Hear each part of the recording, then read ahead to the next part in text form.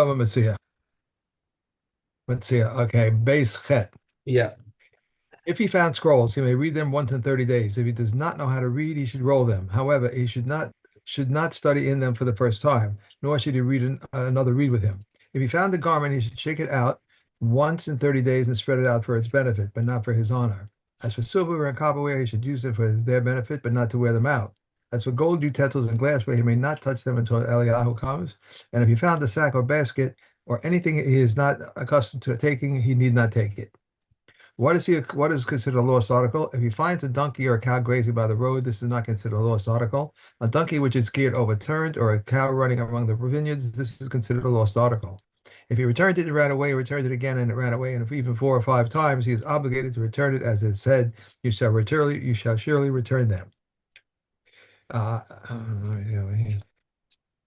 he If you refrain from earning a seller, he shall not say to him, "Give me a seller." Rather, he pays his wage like an idle worker. If there is a court, he may stipulate before the court. If there is no court before whom he shall stipulate, he takes his own takes precedence. If he finds it in a stable, he is not responsible for it. In a public domain, he is responsible for it. For it is if it is in a graveyard, he may not contaminate himself for it. If his father says to him, "Contaminate yourself," or he says to him, "Do not return it," if he should not obey it. If you unloaded and unloaded, loaded and unloaded 4 times, he's obligated. As it said, you shall surely help. If he walked away and sat down and said, "Since the commandment is incumbent upon you, if you want to unload, unload," he is exempt, as it is said with him. If he is old or sick, he is obligated.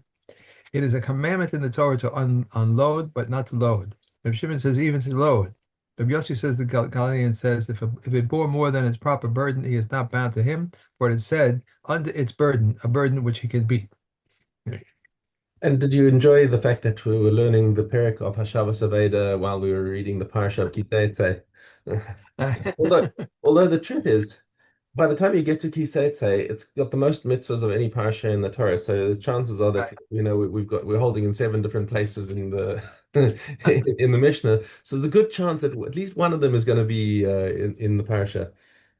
Anyway, right, Yud Aleph. Aveda Sova Aveda Saviv. He's got a choice. He can only save something that he lost or his father lost. Aveda Sokodemus. Right. In all these cases, you have the right to look after your own property first before you start taking care of anyone else's property. Okay. So we're not like Malachi Asharis over here that we're not supposed to care about our own property and we've got to give precedence to other people. Always shalcha kodmen. You always have to look out for yourself first. Okay. Avedas of Avedas Rabo, Shelo Kodemis, same thing again. If it's you versus your Rebbe, you look after your own stuff.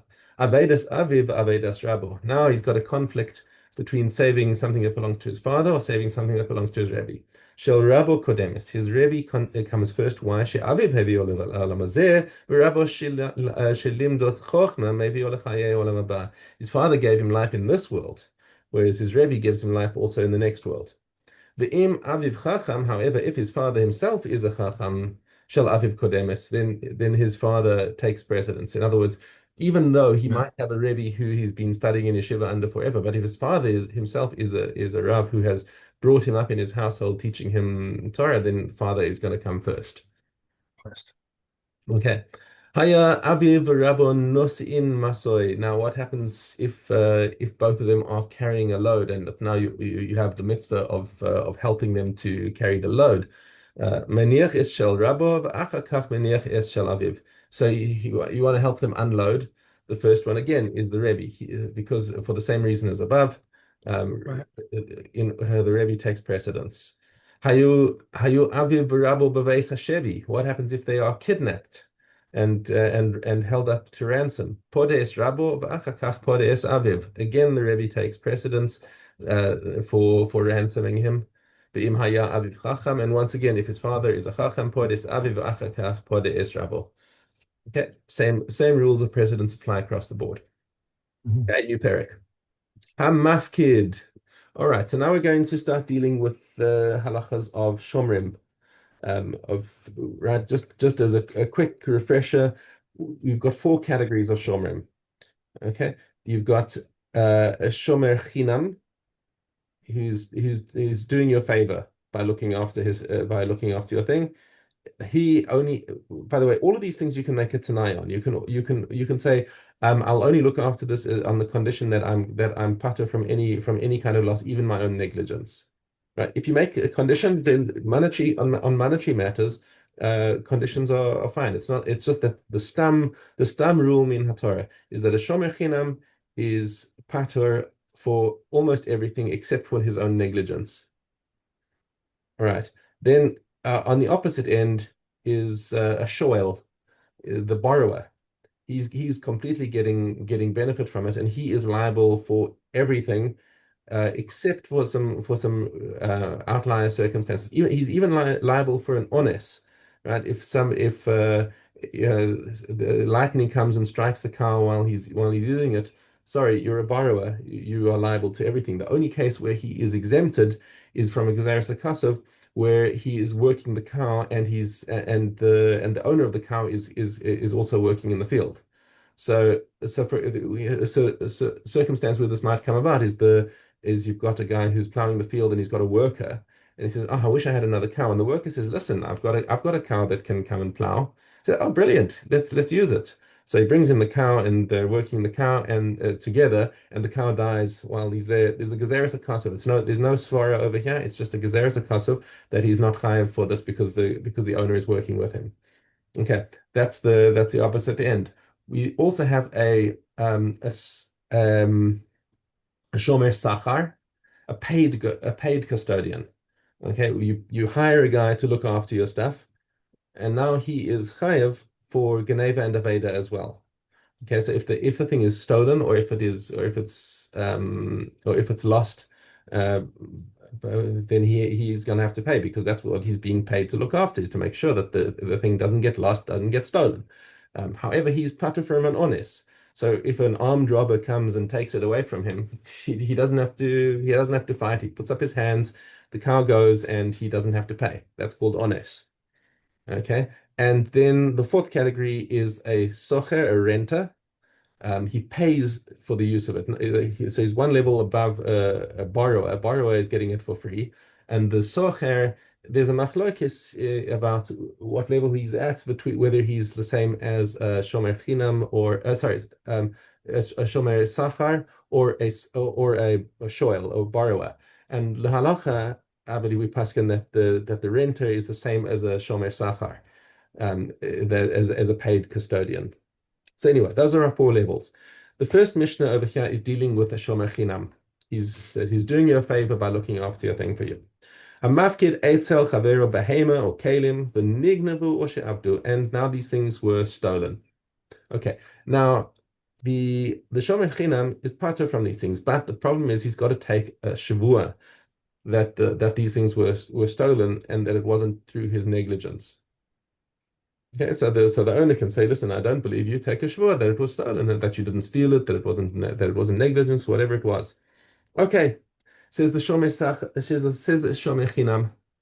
I what do I want from this all this is a thing of making a shvur? I don't like taking shvurs. I'd rather pay you out for your cow.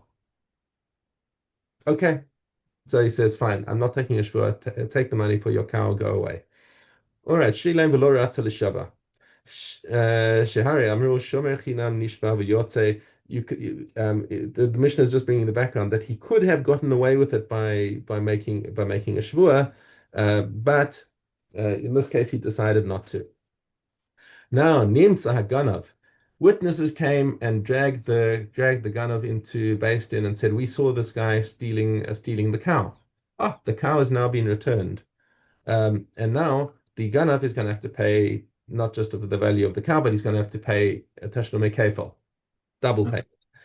Even more so, tavach machar, if he had slaughtered it or sold it, mishalem tashlumei arba v'chamisha. He's going to pay the fourfold or the fivefold payment depending on what type of animal it was. But now the question is, lemi mishalem. Now who's he paying it to? Lemisha pikadon etzlo. Now the shomer who didn't want to take a shvua, he is the one who's going to receive the payments from the ganav. Why? So the lamdas of this is that when he refuses to take the shvua, he's basically saying, okay, it's keilu, I bought this car retroactively. So as soon as it landed in my property, it's now my car. And when he stole it, he stole it from me, and he has to make restitution to me. So he comes out a lot better now from having taken the shvur. Although it was never a guarantee that they were going to find the gun. Okay. Conversely, nishba v'lo ratza l'shalem. What happens if he did decide to take a shvur? He says, I'm not paying this thing, I'll take a shvur. Okay?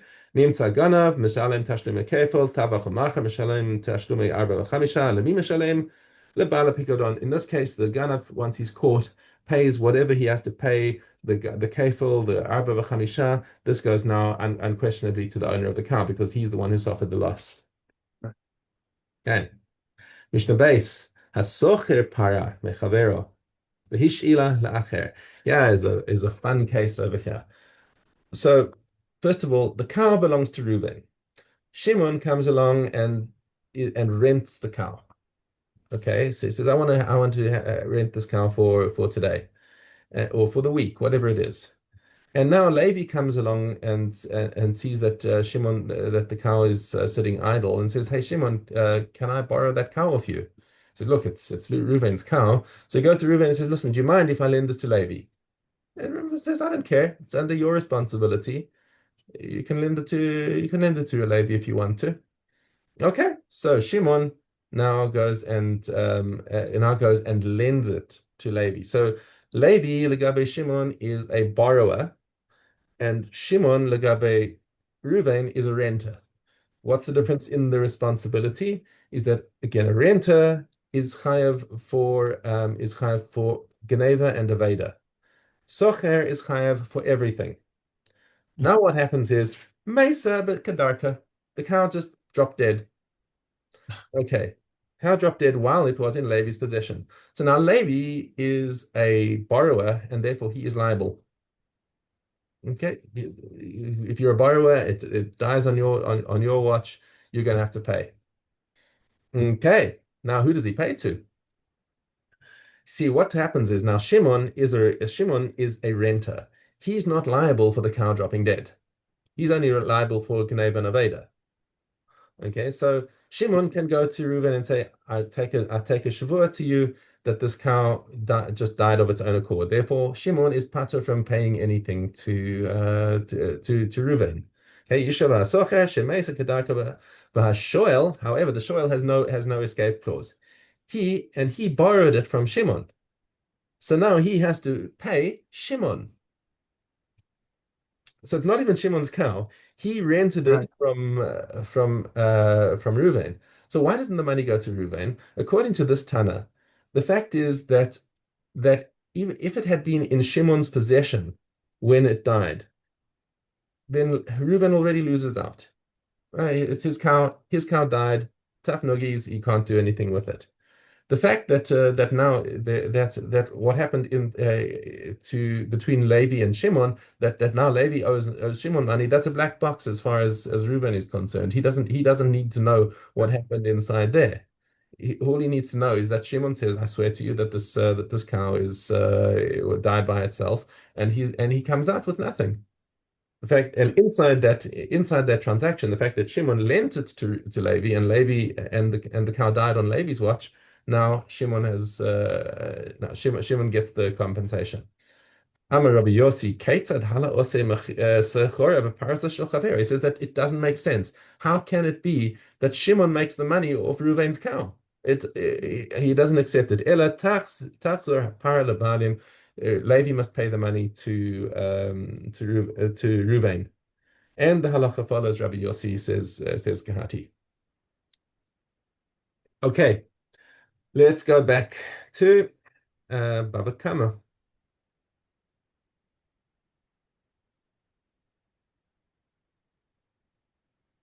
You have Yud Hey.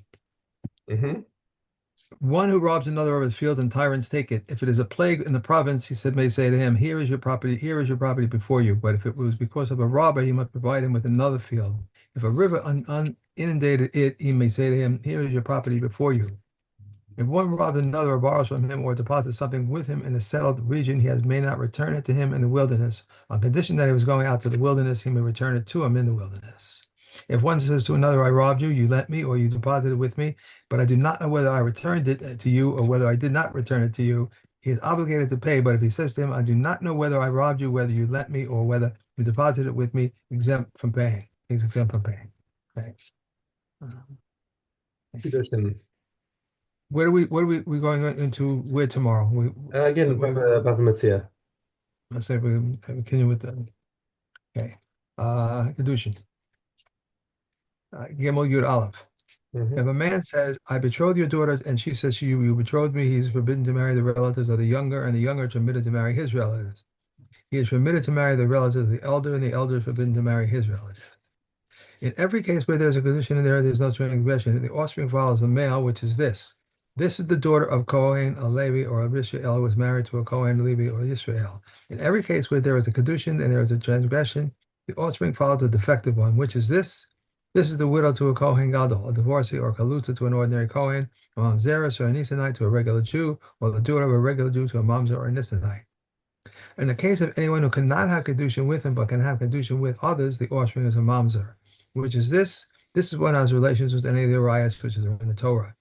In the case of anyone who cannot have kedushin with him or others, the offspring is like her, which is this. This is the offspring of a slave and a Gentile woman. Rav Tarfon says mamzerim can be purified. How? If a mom's married a slave, the offspring is a slave. If he freed him, the son becomes a freeman. Rav Eliah says this is a slave who is a mamzer. Yeah, that's, 10 that's geological. it. Yeah, we're done. Was it? Yeah. Okay, Nadarim. Okay. Ches Aleph. Cohen and wine respect to my tasting it today. It is forbidden to him only until the dark. This week it is forbidden to him throughout the week, and the Sabbath is included in the week preceding it. This month it is forbidden to him throughout the month, and Rosh Chodesh is included in the coming month. This year is forbidden throughout the year, and Rosh Hashanah is included in the year to come. The sabbatical year is forbidden throughout the sabbatical year, and the sabbatical year is included in the cycle preceding it. But if we said one day, 1 week, 1 month, 1 year, one sabbatical cycle, it is forbidden to him until that day, until the next. Until Pesach is forbidden until Pesach arrives. And until it is Pesach, it is forbidden until Pesach ends. Until Pesach, Rabbi Meir says it's forbidden until Pesach arrives. Rabbi Yossi says it's forbidden until Pesach ends. Until the harvest, until the vintage, until the olive picking is forbidden only until these times arrive. This is the rule. Whatever has a set time, and he said until it arrives is forbidden until it arrives. If he said until it is, until it's forbidden until it ends. I think But I have a feeling you might have skipped a page somewhere in there because you're now in Mishnah Gimel, right? I'm in Gimel, yes. Okay, so we finished before Gimel.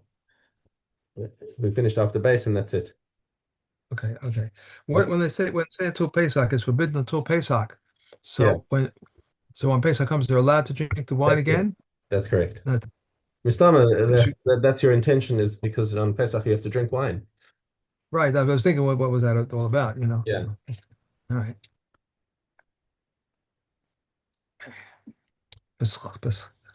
Speaking of Pesach, it's coming. Where it is dalad, where it is customary to eat roast meat on the nights of Pesach, we may eat it. Where it is customary not to eat roast meat, we may not eat it. Where it is customary to light lamps on the night of Yom Kippur, we may light them. Where it is customary not to light them, we may not light them. But in all places, we light lamps in synagogues, houses of study, dark alleys, and for the sick. Where is it customary to do work on the ninth of Av? We may do it where it is customary not to do work, and we may not do it. But in all places, scholars are idle. Rabbi Shimon Gamliel says a male should always adopt the behavior of a scholar. But the sages say in Judea they used to do work on the eve of Pesach until midday, when in Galilee they did no work at all.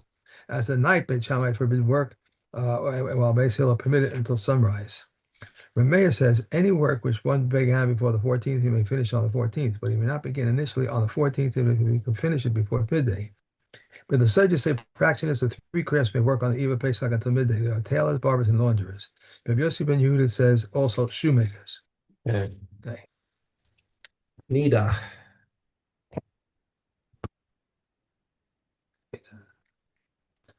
Okay. We have Tes Gimel.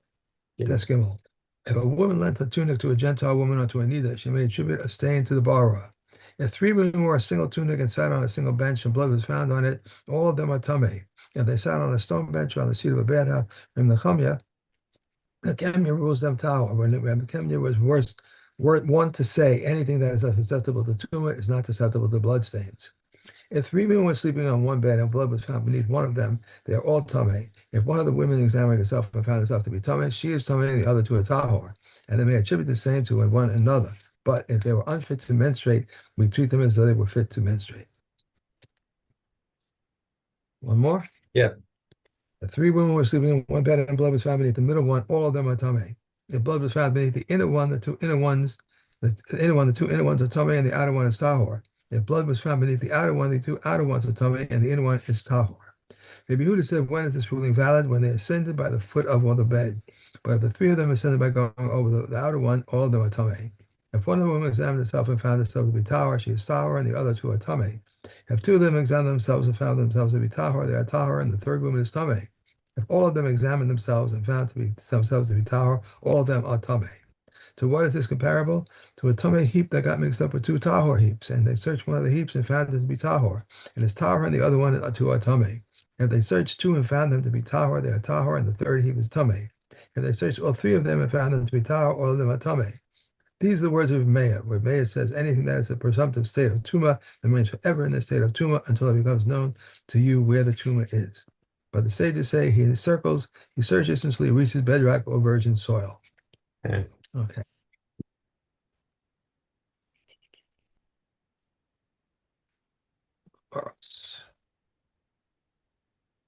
Okay. We have Zion Dalit.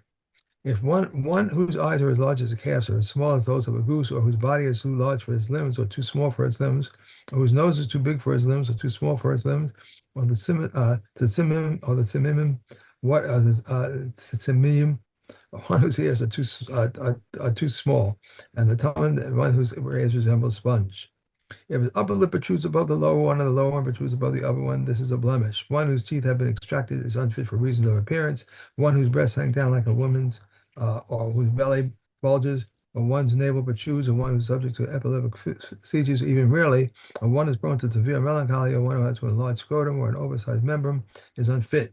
One who has no testicles, or one who has one testicle is a Marak Ashak, mentioned in the Torah. Rabbi Israel says one whose testicles were crushed. Rabbi Kiva says one who has wind in his testicles. Hanina ben Atigno says one who has a dark complexion.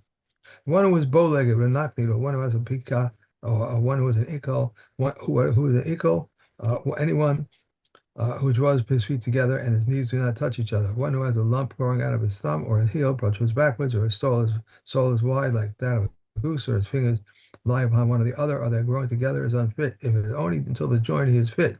If it was below the joint and separated it, he is fit. If he had an additional digit and he amputated it, it has a bone, it is unfit. If not, he is fit. If he had an additional digit on his hands and feet, 6 each totaling 24, Rabbi Yehuda declares him fit, and the sages declare him unfit. One who is ambidextrous, Rabbi declares him unfit, and the sages declare him fit. If he is back-skinned or red-skinned, or albino, or like or a dwarf, or a deaf person, or mental incompetent, or a drunk, or afflicted with negayim, that are judged tawa, these are unfit in men, but fit in animals. Reverend Shimon Mill says an animal that is mentally deficient is not an offering of choice. If Elias says also those with dangling flesh are unfit in man, but fit in animals. Okay. When we done? Okay. Now I'm gonna run. Okay. Have Have a a great lovely day. day. Enjoy. It's tomorrow.